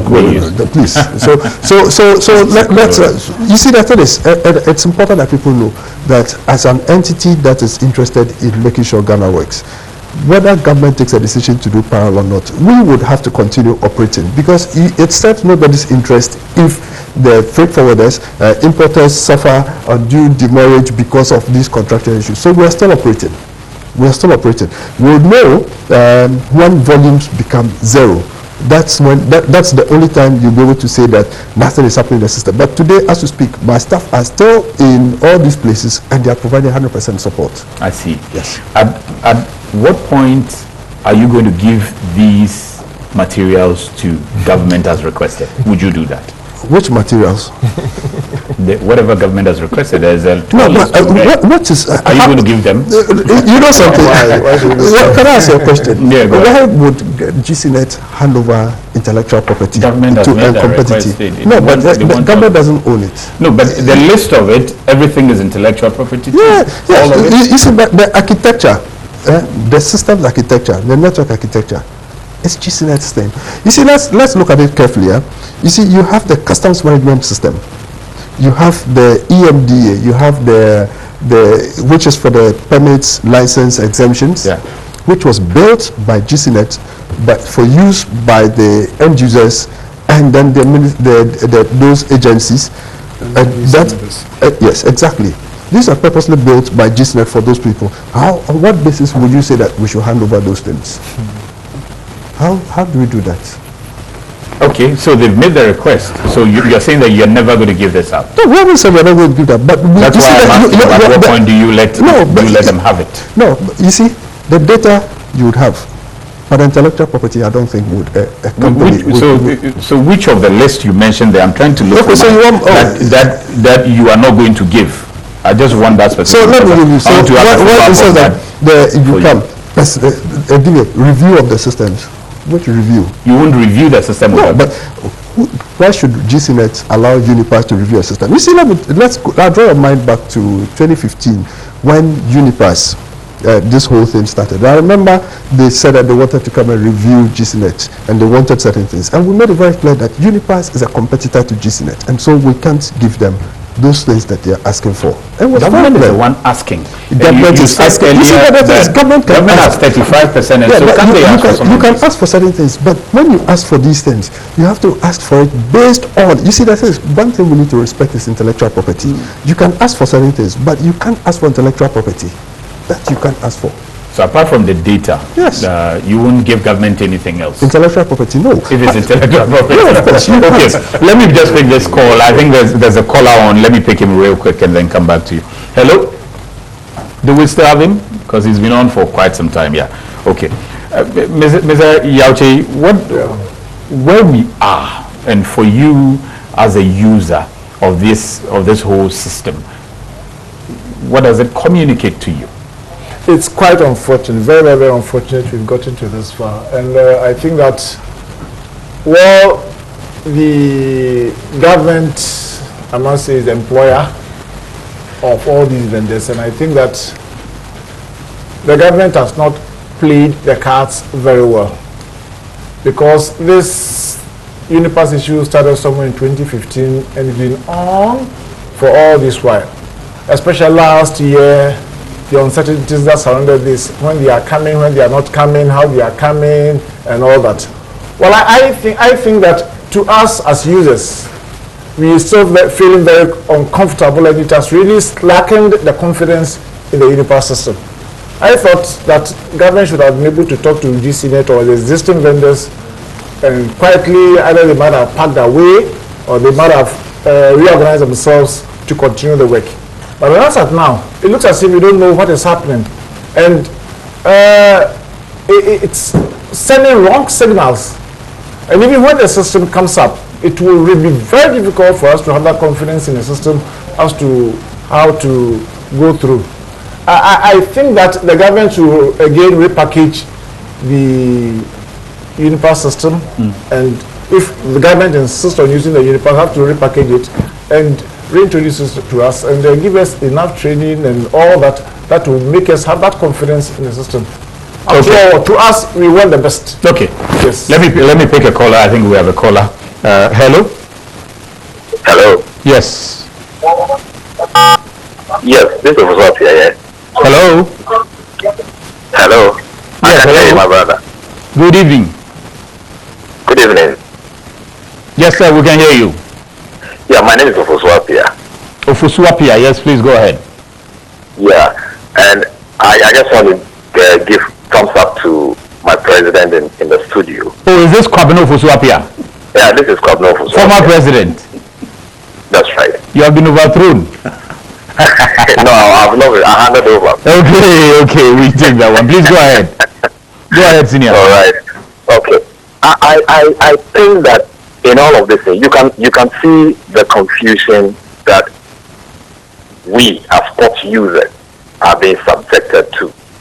You had people calling from these outer stations, confirm what's happening on the ground. In all of this, I think our situation must be perfectly understood. We are not in any way fighting government intervention. Who wouldn't like a superb system? But, I mean, what is happening on the ground today? Does it tell you that there's a super brain, a consultant of any sort coordinating this? You know, we need to deliver that certain space for our Ghanaian trader to know that, look, this is a certain space that they are going to work in. This confusion, it is just not on. It is just not on. Listen to what Carl is saying. And then listen to what is happening when you open the phone line in, a little while ago. It is just not right for us to be subjected to some of these situations. Who is the chief managing officer in all of this then? Who is managing change? When you do this, these are, I told, like we had a conversation with the Deputy Minister of Finance. I told him that, look, there is not going to be any concerted effort to throw any spokes into their wheel. It is the sweetness of the pudding will be in the eating. Nobody is going to find this system. If the system is good, we will see it. But the way it is being rolled out, trust you don't like it. It is just like a seed of disease has been sown. So we just want to expect disaster as a fruit. Thank you very much, sir. Thank you very much, Senior. So that was the former president of Ghana Institute of Freight Forwarders. The number you should call is 020-552-8353. The one you should WhatsApp is 055-901-9177. Please do not call the one you're supposed to WhatsApp. And the calls are just coming to, most of it is a foreign call, so I see a lot of +44. Please call, WhatsApp this line, but call the other one. Try. I know that is expensive calling, but you must try. This one says Ajaman compliance and CCVR are not going to off, but they have rather been integrated, which means they will not be done separately. That is coming from KOD. I'm assuming it's KOD, I know, the freight forwarder. This one says in Aflao, only one declaration was passed for export and one declaration for import. As the import declaration, it took 5 working days to be issued instead of 1 hour with West Blue. Companies cannot get user IDs and passwords to access the site. Temporary vehicle import declarations and headload declarations are going on slowly. AB from Aflao attached are the entries passed since the roll over, and there's quite a number of some of those entries he has attached to this. This one says, please note there is a link provided in the letter for all companies to register their nominees. That is training.unipassghana.com. Thank you. It goes ahead to say, please, there is a helpline. No, it says, is there a helpline? It's a question. We are unable to register. Error is error is a quote, please select stakeholder to proceed, unquote. But there is no drop down button. Please help. This one says strong 3. There is problem getting our staff registered via the training link you provided in your letter for UNIPASS registration. Any help, please? I will deal with it now. That is if I get a link. Okay, thanks. We are still unable to do the registration for the UNIPASS training. There is a hold up along the line, and there's a link to that one. Hello, Sami. Okay, so I have a caller, Michael from Accra. Let me pick that one. Hello, Michael. Yes, Sami. Good evening. Good evening, Michael. I'm a declarant, and I want to say that UNIPASS hasn't got a system ready to carry the operations of the port. Okay. And then the entry borders. Okay. And the frontiers as a whole. Okay. Honestly, they don't have a system. Go to PAGA and see what they call TVI declarations they are passing. Okay. It's a shambolic thing. There are no validations. I mean, we've seen what GCNet has provided over the years. Okay. Validations of ID. I mean. Okay. So thank you. I think that point is well made. This one says, hello, Sami. You know my grandfather.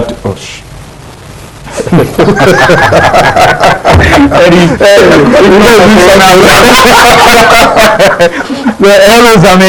You know my okay, man. It looks like something says I shouldn't read your message, but I'll force and read it. Hello, Sami. You know my grandfather told me the lion you know and play with is better and friendlier than the dog you don't know. This UNIPASS without any good system, and we want to switch, I don't think it's a good idea. Besides, those given that advice to use the new system don't have any technological knowledge of technology, so I will suggest to let us use the existing system than this create and loot agenda for. This is coming from Ernesto in Kumasi. Okay. Good evening, Sami, to you and your guests. The government should provide the guidelines and modalities for GCNet to implement. Alternatively, the government can open up the space to aid competition. That is, if UNIPASS have the capacity or capabilities to compete. Yusuf Yelsida from Ama Saman. Okay, this one says, why does the government of Ghana charge so much duties on imported cars? Also, government should exempt senior on import duties on personal cars. Let seniors also enjoy some benefits that retired ex-rich presidents enjoy. Stop being selfish and think about other Ghanaians as well. So let the seniors bring in some cars free with that. Some time ago, the nurses and the doctors were bringing at least one car with that. The main reason for the change is because the software providers such as GCNet hold their clients to ransom. And on the other hand, the UNIPASS system will be built to satisfaction of the end users 100%. It takes time to do, and the process is termed growing pains. The folks complaining about UNIPASS should make constructive comments.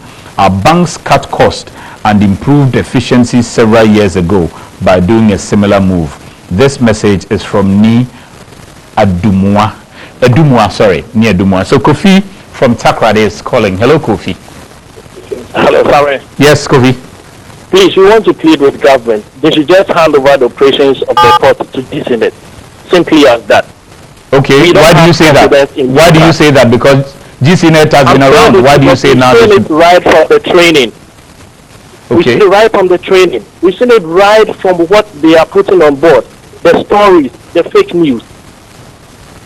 Okay. Mr. Matekoju and Ohene knows the benchmark that has been set by GCNet. We don't want them to take us back. Please. Okay. What is their interest? Thank you. This one says, come to Aplawo and check how foreigners are helpless and are here due to this UNIPASS TVI is going on. Some people are here from Thursday. Okay. Good evening, Sami. Please, is Akosombo Port also going to use the UNIPASS? Did you say Akosombo Port? Charlie, make her check your name again. Kojo from TEMA. Kojo, did you say Akosombo Port? Okay, I'll still read your message. Good evening, Sami. Please, is Akosombo Port also going to use the UNIPASS when are you also going to have a discussion on the inland water transport in Ghana? I think I get you now. Okay. Yeah, I get him now. Yeah. Okay, Masakal, I'm going to find out from you. Were you called by government to sit down, look at your system? Could you have done this job? Could you have done it with existing vendors, fusing effectively and do the job well?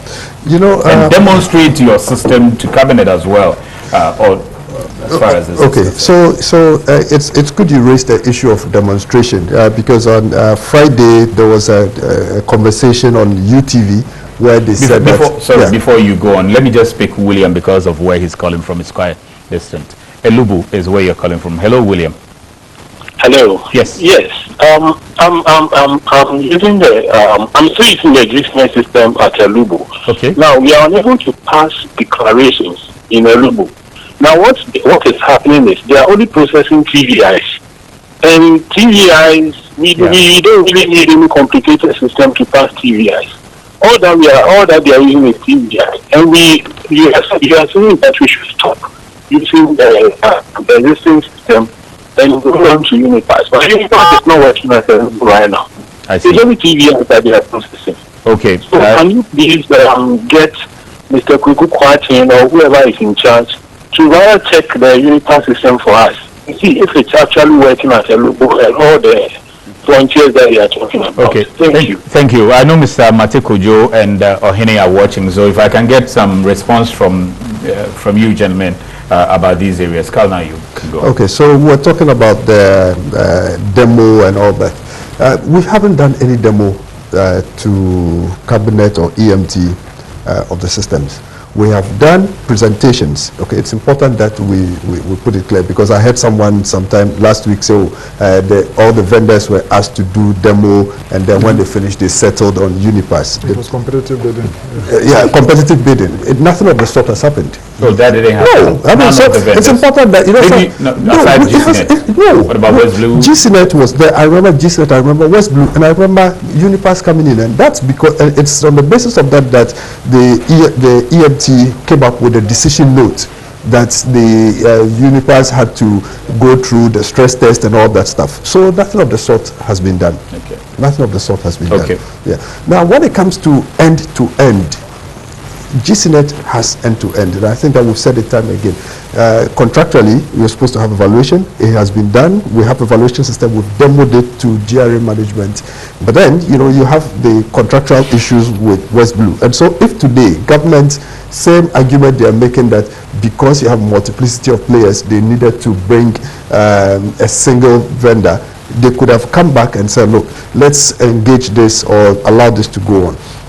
You see, let me just show you one of the things. And this is the UNIPASS, the report of the GRA team that went to Korea to look at the things, some of the stuff. The single window system, and they said so this is UNIPASS looking at the as-is, the present situation, and looking at their system. They said partly automated, partly developed, managed by GCNet and West Blue. Why they said, and then UNIPASS level of developed automation. They are now doing development in progress. And this is GRA's report, and this was in 2019. Automated manifest control. So UNIPASS then said development completion is managed by GCNet. A fully electronic customs management system to accommodate all import movements. All customs regimes are automated. That's the current customs level of automation. And so that you ask yourself, what exactly is the real motive behind this particular move to UNIPASS? Because it is here. Customs bonded warehouse. They say automated, but does not include management of material data. And then UNIPASS, there was nothing there. It's silent. Duty-free shops, so you go the exemptions, monitoring and management, automated, UNIPASS, development completion, so they're done doing development, state warehouse management, so what you want to ask yourself, is it really a technical thing or there's more to it? Okay, so I'll come back to that, but we've got a caller on the line from TEMA. Hello? Hello? Hello, good evening. Good evening, sir. Yeah, this is Samson Masake. This is who? Sorry, this is who? This is Samson Masake, importers and exporters. Okay, Sammy. Yeah, Sammy. Go ahead. Good. Well, I think that as a stakeholder in this industry, I've made my statement loud and clear that I'm online. You are, Samson. But I have said loud and clear that we all, including my friends, President Akron and then President Yauchi in the studio there, we all know very well that GCNet has a strategic infrastructure in the country. And we have been with GCNet for a very long time. And we know what they can deliver. However, if the government is bent in bringing UNIPASS to give it a professional critique, I would want to plead with my brothers and sisters in GCNet. They should continue to be focused.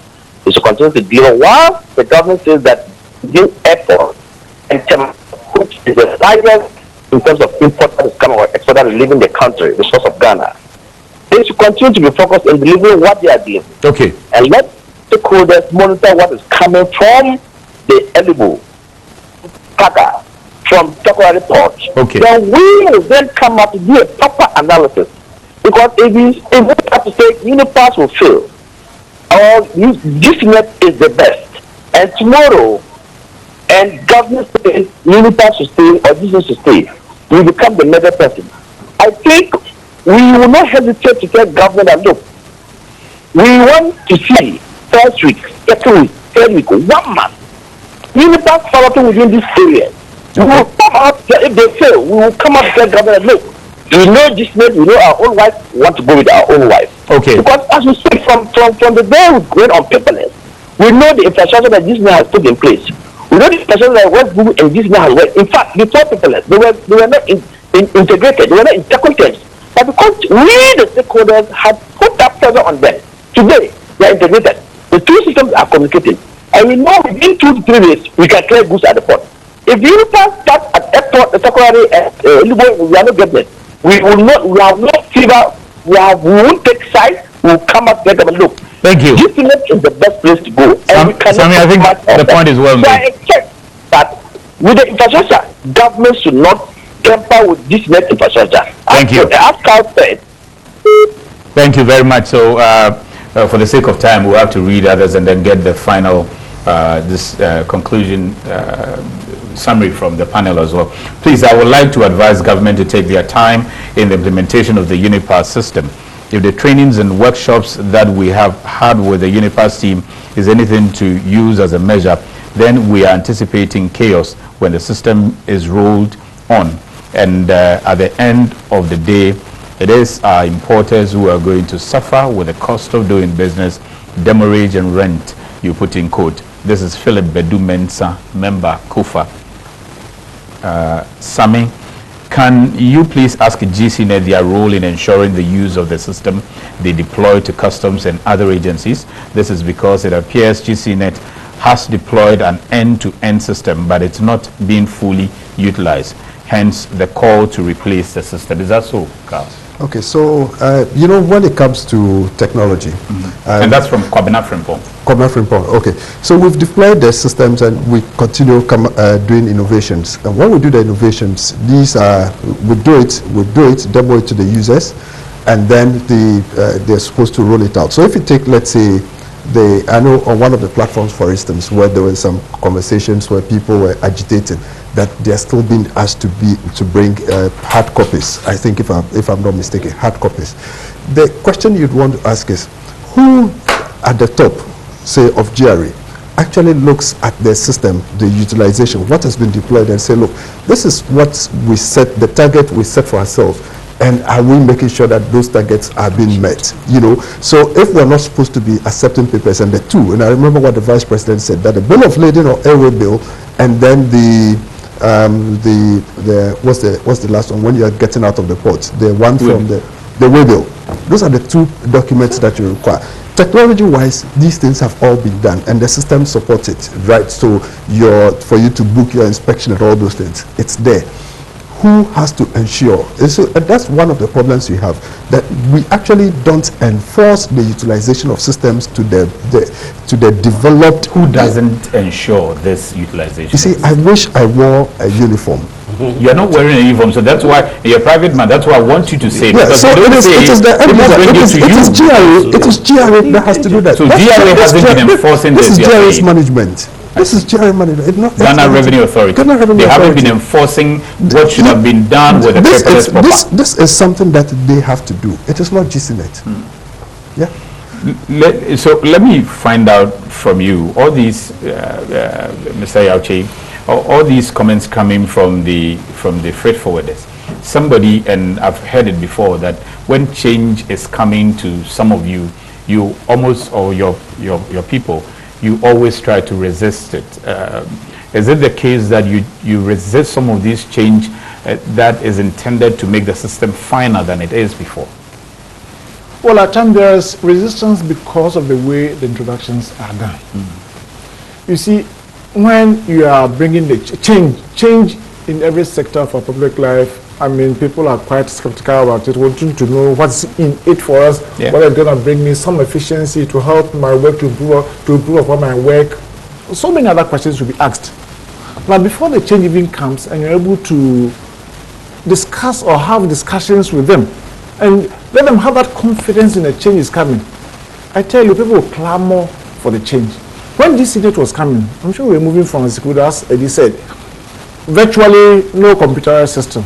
But then when they came in, we had to move on from one arena to a different area altogether. But then, initially, we had problems and people resisted the change. But in no time, it was really assimilated. Okay. People were very conversant with it and very happy with it. But fortunately for UNIPASS, we are now in the electronic system already, coupled with the paperless system and all that. Now we're just moving just from maybe 2 minutes away from wherever we are, if according to what they are telling us. Then there's no need for us to resist the change. Now they just give us a confidence. Let us know that moving from here, we are going there. And this is why we are going there. And these are the advantages to move away from DESIGNATES to UNIPASS. Now, but then if we don't have that confidence, we think that moving from DESIGNATES to UNIPASS will make our work quite difficult for us, or will not make our work better for us. Now, people will start having problems with you. Is that what you're seeing? No, that was what initially the impression created. But then as we spoke to them, they have intensified, they've intensified their training sessions, they've intensified the education, they've sent the video clips and others, but then the implementation hasn't taken off. So we are still not in a very good position to say that, yes, this is a better system than the DESIGNATES. I see. Yes. So let me get good. let me ask GIF. There's a question for you, but before I ask the main government question, that is going to be the final one for you. Good evening, Sammy. Please, is GIF going to suspend their services due to coronavirus? This is from Abena Incarnation. She goes further to ask you that, please, when is GIF also going to offer a course on the UNIPASS system? After you have been trained, have you been training others? So of course. Have you been training your members? Of course. If this is the technology that we use as, you know, as a core of our business, we train our members on, you know, on the system. Anybody, if you come to our academy, because we're training them. If you do the IT says, I actually take a, you know, I take. So my final question to you, is that the last week, the Deputy Minister made it clear. I just realized that I took my hand to my face. The Deputy Minister made it clear that all these comments that are coming are sort of feedback, and that they are just going to work on them. But whether we like it or not, UNIPASS is here. So these concerns to them are just feedback. Where do we go from here? UNIPASS, according to the minister, is here. Sammy, I made an emphatic statement, and this is what I said. And unlike the proverbial fly that follows the corpse into the grave, if the minister comes in today and says, look, it is done, we're taking you off these platforms, necessarily go on, we will not go there. Okay. We don't have a choice. What are we going to do? As to how it helps the nation, as to how it makes things work, that will be a matter for all of us to find out. Okay. But like I'm saying, As it is now, if it is not what it is, please tell us. And it's Sunday, so I'm feeling a bit biblical. Go read John 8:32. It says, ye shall know the truth, and the truth shall set you free. So if they are telling us the truth, then we will know it will work. If not, we will find out. Mr. Kasaki, GCNet, like I said to him, government says at this point in time, UNIPASS is here. From the GCNet point of view or perspective, where do you go from here? Okay, so I'll answer your question, but let me just start from a point that, you know, GCNet, on the board, you have Commissioner General, Commissioner of Customs and all those people, and GCNet actually draws their attention. So when we've done any project or we observe certain things, we put it to them that these are things that have to be done. You can move to UNIPASS, okay? If the points that are made by GCNet to GRA and all the officials and even Honorable Kweku Kwati and all, where we've said, look, these are things that have to be done, and which are not technology issues, but more from the user end of things. If those same things are not done, we'll come back a few years down the line and we'll say we'd have to replace the system. That's one. Now, to your question, if government comes today that we are still going to go ahead with this, GCNet as an entity has an agreement with government. The agreement, and I believe that the government recognizes and they respect agreements. And I think that the senior minister made certain allusions, but then we have to do it. It is not one that you just talk, but it has to be done properly. We will go through the motions, and then at a certain point in time, obviously the lawyers and all would have their say in the matter. So you mean court will happen? Well, it doesn't have to be court, but it has to, you follow a process, because you see, let's not forget. You said earlier that you'll be hitting court if you would have to, system. yes, because we are a company that you sign an agreement. You see, it goes both ways. Assuming we decide that we pull the plug on the systems for whatever it is, government will take us to court. And so if government is pulling the plug and doing this and not letting the company's contract come to the expected end, clearly would have to go through certain motions. How it ends, I don't know, because clearly the lawyers, GCNet, our legal team will talk. In actual fact, on Tuesday we have a meeting with government, and so yeah. Are you sharing some information with UNIPASS already? No, there's nothing that we've shared with. And you're not handing over anything to government too, apart from their data. The data, yes, but you know the intellectual property, I think it's difficult to, you know, because if if GCNet gives its intellectual property to UNIPASS, tomorrow, when let's assume there's a certain international contract that we have to bid for, UNIPASS has a superior system, because you claim that you are bringing a superior system, and then you come and say, oh, modules under development at the time of our visit, single window module, so it wasn't there. So on what basis did we sign the contract for that? Risk management module is now being built. So what did government look at to say that UNIPASS was a superior system? Stakeholder management module is now being built, and this is not my report. This is from GRA's own report. All these are now being built. Well, downstream petroleum management module. That's what you said? Yeah, that's that. So that's what exactly. And these are things they needed to. Yeah. So how did we sign that? How did we come by the saying that it was a superior system? Just like Eddie said, the proof of the pudding is in the eating. GCNet, and I can assure everybody, we will continue discharging our duties as mandated, because we respect contracts. Mr. Achi, for the freight forwarders, this has arrived according to the Deputy Minister of Finance. Yeah. Where does that place you?